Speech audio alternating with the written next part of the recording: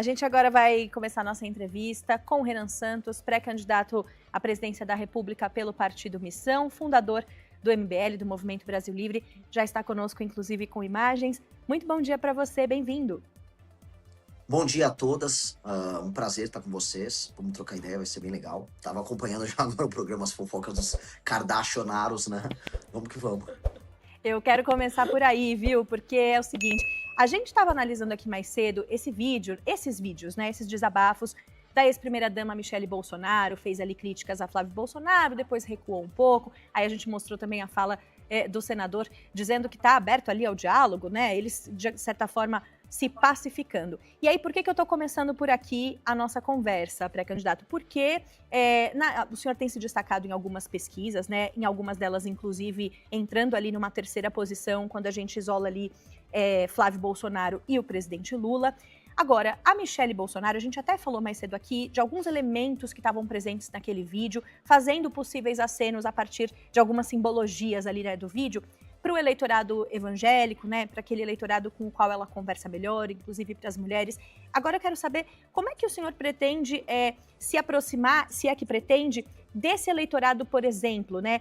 A gente até falou mais cedo aqui de uma herança que fica, de um legado que fica do bolsonarismo para quem possa pegar, quem poderia talvez figurar como uma, entre aspas, terceira via. Esse é o caso, você está olhando para isso nesse sentido de tentar se aproximar, fazer acenos também para um eleitorado do qual Michele parece estar tentando? Vamos por partes.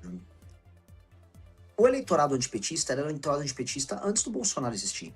As pessoas votaram no Aécio, as pessoas votaram no Alckmin, as pessoas votaram no José Serra, as pessoas votaram no Fernando Henrique, ele venceu 2 eleições em primeiro turno. Não é que o Bolsonaro inventou um eleitor ou inventou um campo político, ele apenas se apropriou de uma coisa que já existia.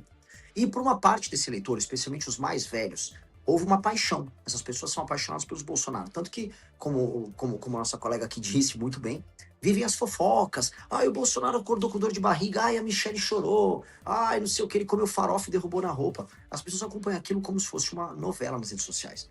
É engraçado, é divertido e ajuda a fazer a manutenção, vamos dizer, da atenção do eleitor, só que é um fim em si mesmo, é igual assistir um reality show. Qual a utilidade do reality show? Te entreter, o tempo passa, mas nada acontece.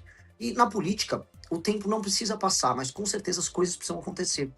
E o Flávio e a família Bolsonaro em nada fazem coisas acontecer porque eles são políticos muito inábeis. E o que essa história mostra? Ora, se essa família não consegue nem se administrar, se o patriarca da família, que é o Bolsonaro, que já é um homem muito limitado intelectualmente, não consegue, vamos dizer, colocar sua esposa e o seu filho para conversar, e eles precisam lavar roupa suja em público, mostra que eles não têm capacidade de liderança, como nunca tiveram. Né? O Bolsonaro, querendo ou não, é um erro do destino que aconteceu para as redes sociais. Ah, mas eles têm um eleitorado muito grande. Existe o antipetismo e existe o bolsonarismo. Todo bolsonarista é antipetista, mas nem todo antipetista é bolsonarista.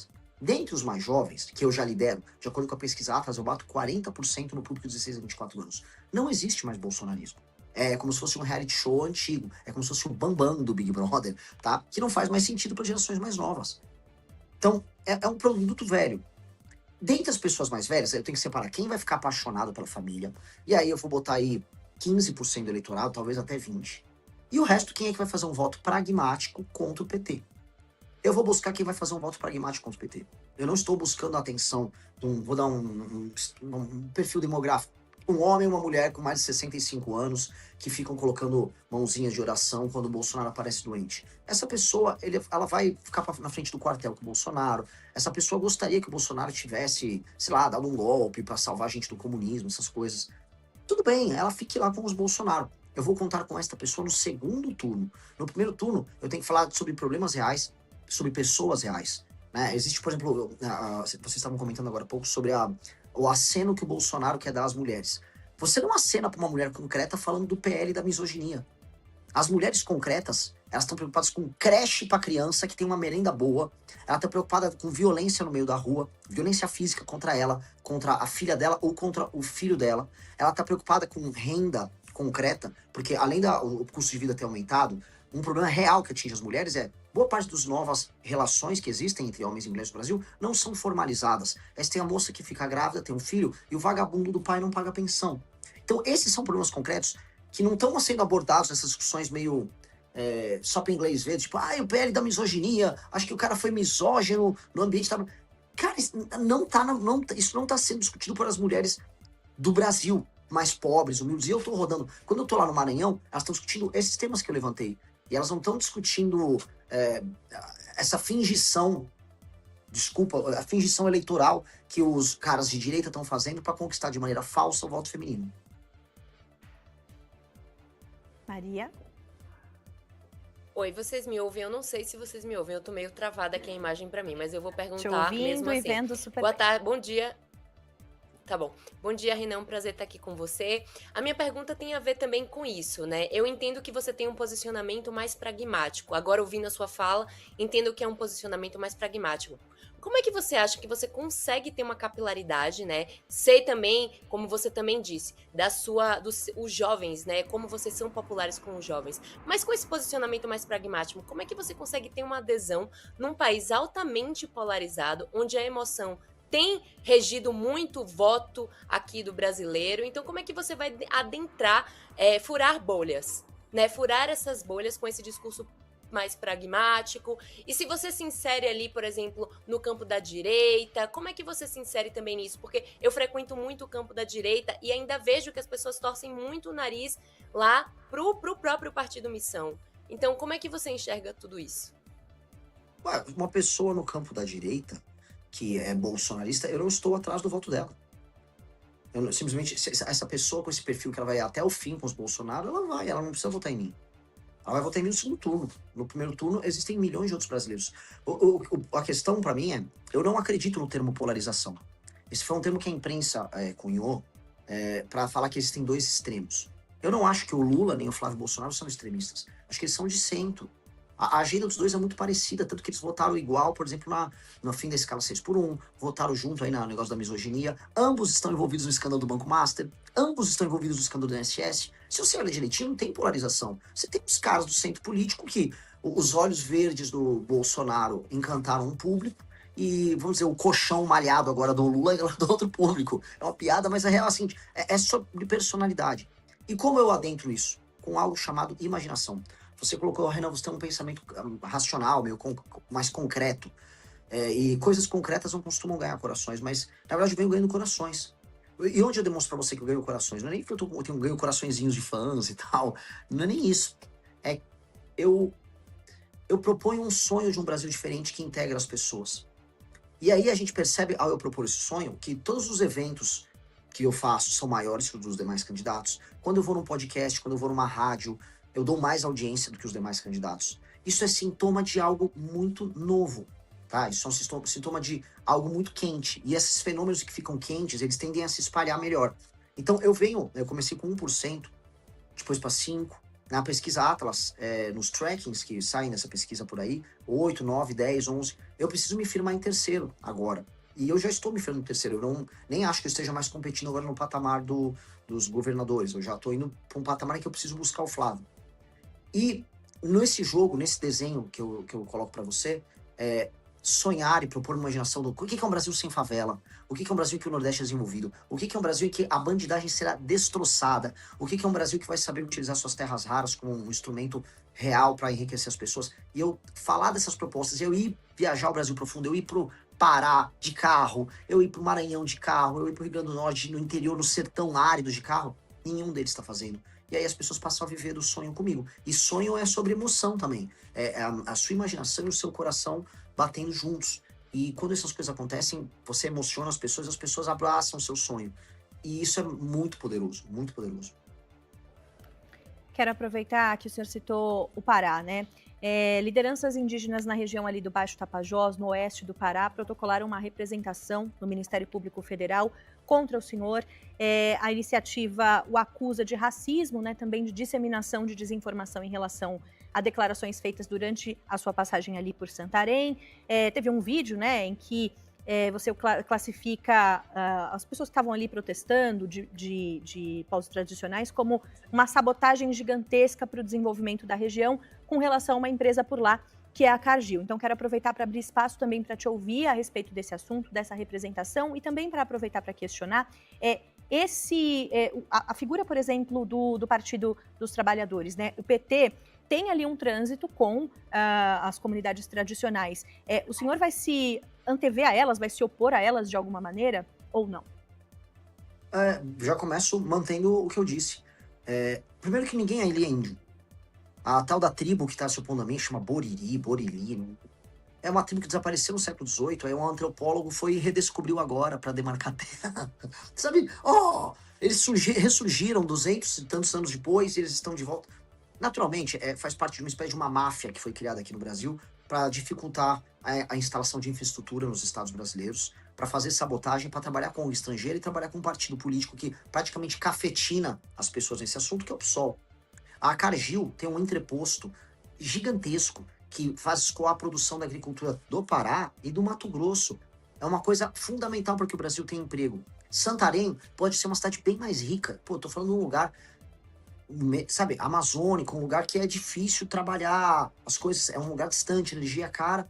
E eles montaram todo esse entreposto, precisavam ali terminar uma hidrovia para a gente fazer a conexão com o Ferrogrão, etc. E aí eles foram embargar, dizendo que isso afeta os índios. E aí você vai olhar, o índio não é um índio.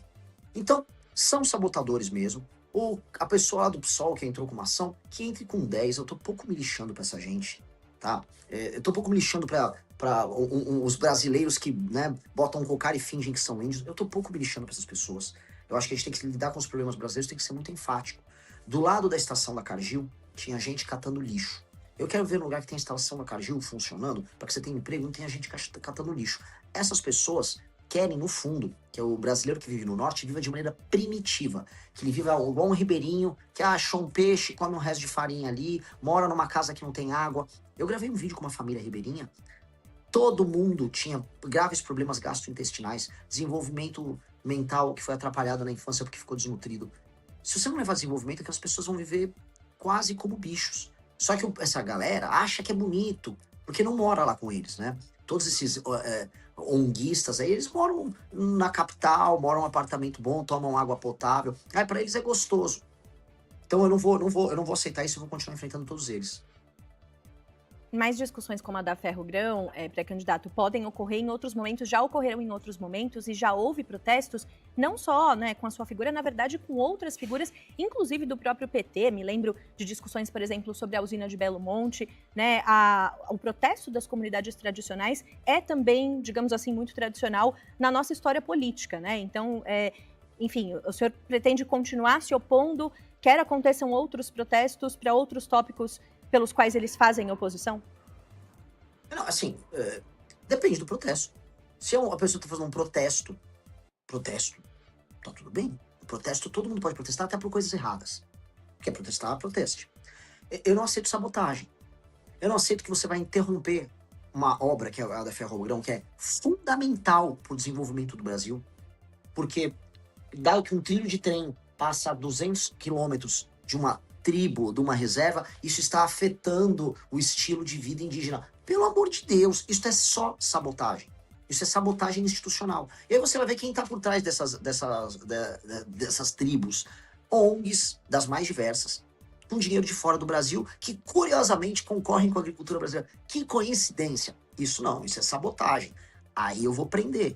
Aí eu vou expulsar o ongueiro do Brasil. Quem estiver com ONG sabotando o Brasil, será expulso do Brasil. Nós vamos passar uma legislação muito clara sobre sabotagem institucional. E por que eu estou falando isso? Podia falar isso lá para o índio, já para essa discussão não ficar só sobre eles. Ontem eu estive numa reunião, tá na imprensa, com embaixadores de mais de 60 nações. Fui o único candidato, pré-candidato, que falou inglês com eles. Falei inglês, falei sueco, porque diferente dos outros eu sei falar, eu sou uma pessoa educada.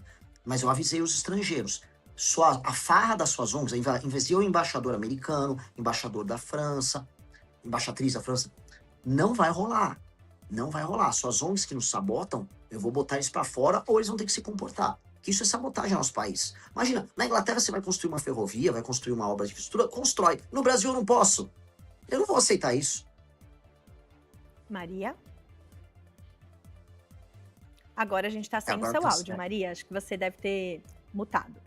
Pode. Eu me mutei. Eu me mutei, gente, tá tudo bem. É o seguinte, Renan, minha pergunta é sobre as suas alianças políticas e articulações políticas, porque a gente sabe que na política não é só, né, o político de opinião é muito importante, mas também como é que estão as suas alianças políticas nas diferentes regiões do Brasil, né? Aqui você tem um público focado mais aqui no Sudeste. Como é que você está fazendo alianças com outras lideranças do e também aproveito para perguntar a questão da desistência do deputado Kim Kataguiri, né, pré-candidato, então, a manter o seu posto de deputado federal. O que foi o principal motivo dessa desistência? Foi, de fato, para ele assumir um super ministério com você, se dedicar à sua campanha, ou foi a impossibilidade de conseguir vencer o favoritismo de Tarcísio? Olha, a tua primeira pergunta sobre alianças. Eu não estou afim agora de fazer aliança. Tudo na vida tem o seu momento. Eu comecei sozinho essa campanha. Eu tô sofrendo muito na campanha. Eu tenho que rodar de carro. Eu fico doente. Eu perdi meus... Eu não vejo meus pais. Eu não vejo boa parte da minha família. E eu sei que eu tenho que fazer isso e chegar nos 10% meio que sozinho com os meus amigos. E com o meu time. Eu tenho que me provar sozinho agora. E ninguém vai me ajudar. Ninguém vai ser aliado meu nessa história. É muito solitário esse trabalho que a gente vai fazer. As alianças vão surgir quando é inevitável se aliar comigo. Então, quando me tornar inevitável, eles vão conversar e eu vou montar as alianças de acordo com o que precisa ser feito, que é o compromisso nosso de mudar o Brasil, a agenda nossa. Olha, se você quer ser meu aliado, você vai assinar um documento público com o seu partido, avisando que você vai defender a destruição total do crime organizado, que não você vai se comprometer a entrar no nosso plano de desfavelização para acabar com as favelas brasileiras em no máximo 10 anos, que você vai se comprometer publicamente com toda a sua bancada em atuar no combate irrestrito à corrupção. E mais outros temas que são centrais no nosso plano de governo. Fazendo assim, de maneira transparente, sem colocar bandidos, nós faremos alianças com todo mundo, ou quase todo mundo, tá? Agora, tudo na vida tem o seu momento. Eu tenho que me provar, eu sou para muitas pessoas uma figura nova. E se eu não conseguir, eu falhei. Então, eu tenho... É uma pressão grande porque eu não posso falhar. Eu tenho que chegar lá e eu vou chegar sozinho. O senhor mencionou em entrevista ao podcast Inteligência Limitada que no momento que falaram ali a respeito do Nordeste, né, dessa região, o senhor chegou a dizer que o Flávio Bolsonaro copia seu slogan Nordeste é a solução, né? E que outras figuras também o copiam. Quero saber quem te copia e no caso de Flávio Bolsonaro e também mais aprofundado a respeito desse slogan, de que o senhor tem se aproximado do Nordeste nessas expedições, nessas andanças por aí, como é que tem se dado também essa aproximação? O único político que rodou mais o Nordeste do que eu foi o Lula.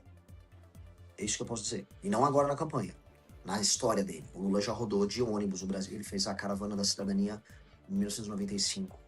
E eu respeito isso. O Lula é meu adversário de vida, eu odeio o Lula. Mas eu tenho que entender o que os meus adversários fazem para eu poder fazer melhor do que eles. E eu pretendo rodar o Brasil de carro, ganhando ou perdendo a eleição. Eu vou rodar, eu irei em todos os municípios do Brasil, é um compromisso que eu tenho, porque eu só poderei ser um líder estando nos lugares e falando com as pessoas. O Nordeste é a solução para os problemas brasileiros, porque desenvolver economicamente o Nordeste é resolver problemas históricos de lá, mas problemas políticos de cá. Estou aqui em São Paulo. A pior classe política que tem no Brasil é a do Nordeste. A do Norte também é muito ruim. Não que o resto seja muito bom, tá? O Rio de Janeiro é um lixo e tal. Mas, no geral, quando eu faço uma média, nada é pior do que um político do Nordeste. Eles vivem da pobreza das pessoas. Eles precisam das pessoas pobres para continuarem sobrevivendo. É uma gente maldita, amaldiçoada. E se eu faço desenvolvimento econômico de lá, as pessoas param de votar no político que dá coisa para elas. Por isso que eu falei, o Nordeste é a solução dos problemas brasileiros. Ou seja, um raciocínio complexo, histórico, com leitura e com proposta. O Flávio, como ele copia tudo, e eu falava, eu já usei o slogan do Nordeste é a solução muitas vezes. Aí o Flávio vai fazer um evento no Nordeste, aí bota uma camiseta do Nordeste é a solução, porque o Nordeste é a solução pros votos dele pra ele ganhar a eleição. Esse cara é um idiota completo. Aí quando eu falava em direito penal do inimigo, eu tinha um slogan que é o prendeu, matou. Aí o Flávio falou lá com o marqueteiro, eu preciso fazer isso igual, o que eu faço? Aí o marqueteiro, faz prendeu, neutralizou. O que eu faço com um cara desses? Né? É uma imitação mal feita do que eu falo. A imitação chegou num ponto que eu fui o primeiro pessoa a trazer para o Brasil a discussão sobre trazer IA e Machine Learning para o SUS. Nós temos uma proposta enorme, você tem que estudar o que o Google fez em algumas nações, o que a China está fazendo, o que o NHS está fazendo lá na Inglaterra, que é o sistema, é o SUS deles. Aí o Flávio vai lá, eu vou colocar inteligência artificial no SUS. Hã? Como? Qual é a instância que ela vai ser utilizada? Vai ser Machine Learning pura e simples ou vai ter uma IA trabalhando para isso? Você vai ter... É um sistema de prontuário único? Porque ele fala isso e ele não sabe que a IA só vai funcionar com prontuário único. Ele não fala de prontuário único. Então, ele copia o slogan, mas ele não copia a proposta, porque ele não estuda. Porque o Flávio, assim como os membros da família dele, ele tem déficit cognitivo. Tô sendo elegante, isso quer dizer que ele é burro. Então, ele só fala as coisas mais simples e vai jogando pra frente. Isso me irrita muito. Isso é uma droga, porque você tenta ser verdadeira, de verdade. Assim, eu sou uma pessoa verdadeira. Eu posso tá perdendo voto com o que eu tô falando aqui. Mas eu prefiro falar a verdade o tempo todo. E eu não consigo lidar, me faz muito mal lidar com pessoas que são falsas o tempo todo. A falsidade faz mal, a falsidade me machuca. Eu não gosto de ver isso. E ele me imita do jeito falso e burro. Falou, pô, quer ser burro, mas seja burro original, seja burro do seu jeito. Não estraga quem tá fazendo certo. Ô, Renan, como é que você avalia no contexto? Você mencionou que teve com diversos embaixadores e representantes de delegações internacionais, né, recente. Como é que você avalia o destaque da política internacional e do olhar que o brasileiro está começando a ter em relação a alguns pontos, como, por exemplo, a questão do tarifaço impactando nossa economia, a questão da nomenclatura das facções para organizações terroristas e da própria interferência do Trump aqui nas eleições brasileiras. Como é que você avalia esse posicionamento da política internacional na nossa política doméstica e se você é favorável ou não à nomenclatura das facções para serem organizações terroristas que o governo dos Estados Unidos adiantou o Brasil a fazer? Quer dizer, se adiantou em relação ao Brasil. Eu trato isso tudo como sinal de fraqueza do Brasil. Um sinal triste de muita, muita fraqueza. Os Estados Unidos, eles estão agora no fim da hegemonia global única como superpotência. Agora você tem duas superpotências, que é os Estados Unidos e China. E essas duas superpotências, elas vão começar a buscar arcos de aliança no mundo. Os Estados Unidos precisam de todo o continente americano, lá da Groenlândia, lá no norte, até a Patagônia, lá no sul, como uma reserva estratégica. E a gente está aqui no meio. E os Estados Unidos estão usando não só as tarifas, mas a força geopolítica deles para enquadrar a América Latina inteira, para espalhar, para retirar a influência chinesa. Então a China tinha influência na Argentina, os Estados Unidos, com seu aliado Milei, tirou a influência chinesa na Argentina. A Venezuela era um entreposto chinês aqui na América do Sul, ele derrubou o governo. E ele vai interferir mais ainda. E eles vão precisar alinhar o Brasil com eles.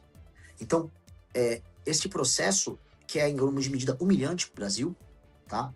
E foi humilhante que o Trump fez com o Lula, ele é um processo que nós precisamos reconduzir numa presidência da República. Ou seja, os Estados Unidos vão precisar da gente por causa das terras raras. Não há condição dos Estados Unidos ter, basicamente, as forças armadas deles nos próximos anos sem sentar com o Brasil. Por quê? O Brasil tem a segunda maior reserva de terras raras. A China tem a primeira, e a China é a única que tem tecnologia de processamento. Os Estados Unidos nem a tecnologia pronta do processamento eles têm. Você vê como eles estão humilhados ali. Então eles vão ter que sentar conosco. Ou a gente senta de maneira altiva e monta um plano de começar não apenas a extrair, mas processar as terras raras e produzir um complexo industrial no Brasil, ou a gente vai ficar sempre vendendo as coisas para os outros e fazer um negócio ruim, que é o que está acontecendo agora. Eu estou dando uma dica. Empresários brasileiros já estão se unindo com empresários americanos, esses empresários brasileiros são amigos de políticos, então os políticos brasileiros vão vender os nossos recursos para os gringos e a gente não vai ficar com nada, é um novo pau-brasil. Eu vou brecar tudo isso, tá? Mas este é um novo cenário global que está pintando, em que se a gente trabalhar direito com o Japão, com Taiwan, com Índia, com a União Europeia, com os Estados Unidos, nós podemos transformar o Brasil numa powerhouse, né? Num lugar muito poderoso que não apenas extraia, vamos dizer, você extrai o neodímio, o disprósio, você extrai esses minérios, você consegue processar, aí se você fazer o ímã no Brasil, desse ímã você consegue fazer as baterias para drone, para carro, para celular. Eu tô falando aqui no celular, o ímã que vai no seu celular vai terra rara. Todo esse complexo de produtos começar a ser feito no Brasil com centenas de milhares, milhões de empregos de altíssima qualidade, muito dinheiro ficando aqui. E a gente muda o Brasil. Então, isso é uma maneira da gente se adaptar geopoliticamente a esse contexto novo que está vindo aí. E é a maneira que eu defendo também. Sobre o enquadramento como organizações terroristas, eu sou bem direto. Eu fui o primeiro a trazer no debate público o enquadramento com aquilo que chama de direito penal do inimigo, que é tratar como um ente diferente, anômalo, a facção. Chamar de terrorista é só um nome. Ah, ele é terrorista. E eu acho que, assim, o Brasil não tem que ficar esperando os Estados Unidos fazer nada. Eu acho humilhante se os Estados Unidos tiverem que agir aqui no Brasil. Não aceitarei como presidente. Eu aceitaria, assim, acordo logístico, acordo de troca de tecnologia, compra de equipamentos americanos especiais para fazer operações, porque eu quero pegar as favelas brasileiras, eu quero destruir todas as lideranças do crime organizado da maneira mais indolor possível. Se eu puder, o chefe, o DOCA, vai dar nome aqui, DOCA, o urso, traficante aí do Comando Vermelho. Se você tiver uma casa sozinho e eu detectar, eu vou mandar um drone estourar a tua casa. E ninguém ao redor vai se machucar. Que é como acontece agora as operações. Eu quero ter essas tecnologias, eu quero essa parceria com os Estados Unidos. Eu quero drone e bomba no DOCA. Entendeu? Então, de resto, não há salvador. Ninguém liga para cuidar da gente. Se a gente não cuidar de nós próprios, os outros só vão extrair da gente o que eles querem. Seja a China, seja Estados Unidos. E é do nosso comentarista político, Rafael Cortez, ele que tinha colocado aqui para a gente reproduzir para o senhor, que é a seguinte, colocando aí um cenário, né, em que o senhor chegue aí à presidência da República, dá para fazer reformas liberalizantes na economia sem se juntar à política tradicional? Quer dizer, esses acordos que eventualmente precisam ser feitos no fazer político quando já se está no poder, como é que é isso para o senhor? Veja, o Brasil é um país complicado. Eu vou ganhar as eleições, mas muitos brasileiros vão votar em muitos políticos ladrões. Então, o brasileiro vai, de maneira consciente até a urna, vai apertar o número de um político ladrão e vai eleger um político ladrão. É certeza que isso vai acontecer. Então, falando assim, centenas de deputados corruptos que vão estar lá em Brasília só para fazer jogo sujo serão eleitos pelas pessoas. As pessoas reclamam e votam. O brasileiro é doido.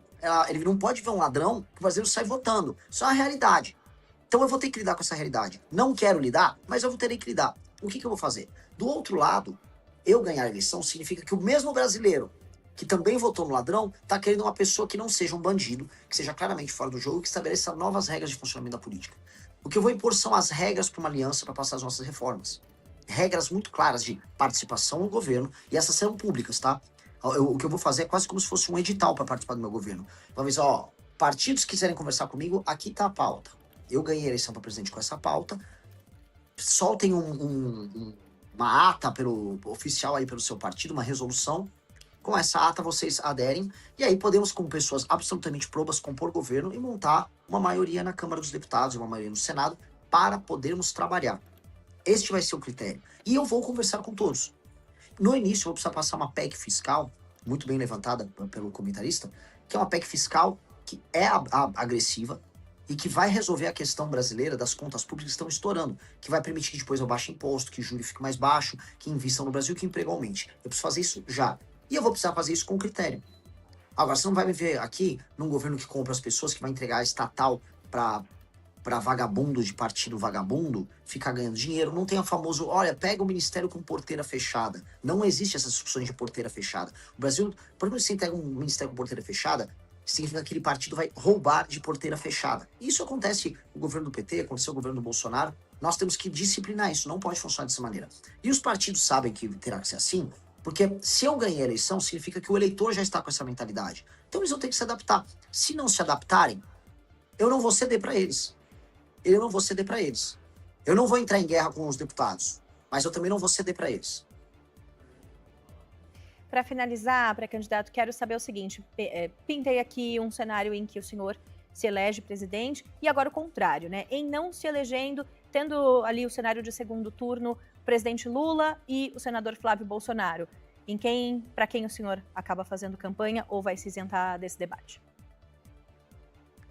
Eu vou pro segundo turno. Eu nunca vou trabalhar com hipótese. Não se vai pra guerra imaginando que você vai perder. Imagina a seleção brasileira agora. Não, tô imaginando em torcer pra França agora no final. Não pode. Mas exercícios de suposições existem nesses momentos, porque também faz parte do fazer político, né? Lógico. E aí quem faz são os jornalistas que trabalham com cenários. Eu sou um líder, eu não sou um jornalista. Então eu não posso não me comportar como líder aqui diante de vocês. Um líder, eu não posso falar para vou colocar aqui dezenas de milhares de pessoas que me divulgam, que estão agora falando o meu nome. Olha, se eu perder, eu vou fazer tal coisa. Eu não posso fazer isso com elas. Eu não posso. Porque elas foram as primeiras pessoas a se juntarem a mim pra gente começar a construir essa história. Elas brigaram com seus familiares. Às vezes, elas tinham um pai petista, mãe bolsonarista, e elas tinham uma terceira posição e apanhavam dos dois. Os dois se juntavam pra brigar com elas. Foi muito difícil para essas pessoas estarem aqui. Eu não posso falar pra elas que eu vou perder e que eu imagino que eu vou fazer se eu perder. Se eu perder, a única coisa que eu digo é que eu vou provavelmente chorar. E vou abraçar as pessoas que lutaram comigo e vou ficar muito bravo, porque eu tô dando toda a minha energia nisso. eu não vou aceitar ter uma mentalidade que não seja vitória. Eu vou lutar até o fim. Eu não posso pensar assim. Eu peço desculpas pra você, porque eu sei que você tá fazendo um trabalho jornalístico muito sério. Essa é uma pergunta importante pra leitura de cenário. Mas eu não sou essa pessoa. Não posso te responder essa sua pergunta. Não tendo que se desculpar, já está respondendo, é legítimo. E te agradeço por essa conversa aqui. Renan Santos, pré-candidato do Partido Missão à Presidência da República, conversou conosco aqui no Rede TV Notícias, primeira edição. Muito obrigada, bom dia. Obrigado, foi uma honra estar com vocês. Excelentes perguntas, adorei a entrevista, adorei a tese das Kardashians, vou começar a usar. Olha, eu quero direitos copyrights, viu? Aquela que é royalties. Eu vou citarei você. Royalties, tá bom? Tchau. Muito Fechado. bem. Tchau, tchau.